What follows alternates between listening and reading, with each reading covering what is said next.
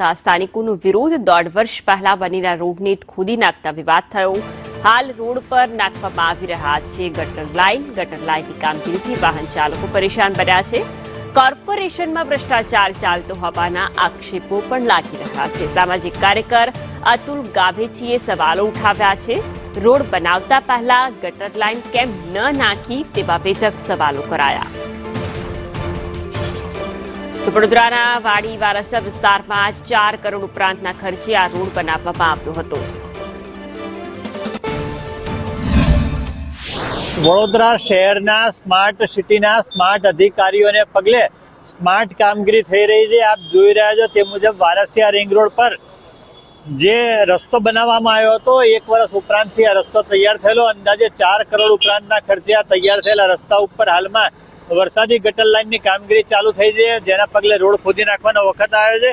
આ રોડ બનાવતા પહેલા પાણીની line, drainage line, gas line આ તમામ લાઈનો નાખીને ખર્ચો બચાવવાનો પ્રયાસ કરવો જોઈએ, પરંતુ વડોદરા મહાનગરપાલિકાના સત્તાધીશો અને અધિકારીઓ ઉલટી દિશામાં ગંગા વહે છે।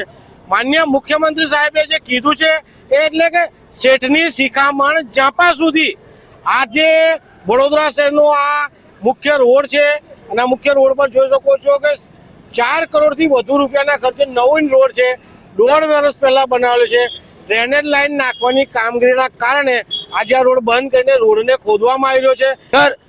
વડોદરા શહેરની અંદર આ કોર્પોરેશન કઈ રીતનો વિકાસ આપે છે એ જ કઈ ખબર નથી પડતી।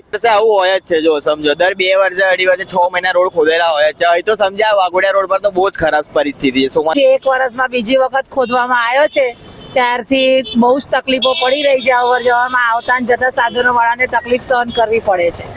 નાગરિકોના આક્ષેપ છે, જે પ્રમાણે લોકોના આક્ષેપ છે એ પ્રમાણે માત્ર ને માત્ર ભ્રષ્ટાચારના જ આક્ષેપો થઈ રહ્યા છે। જોવું રહ્યું આગામી દિવસોની અંદર કોર્પોરેશન આ ભ્રષ્ટાચારના આક્ષેપો નાથવા માટે શું યોગ્ય કામગીરી કરે છે કે કેમ। હિરેન મોદી, સંદેશ ન્યૂઝ, વડોદરા।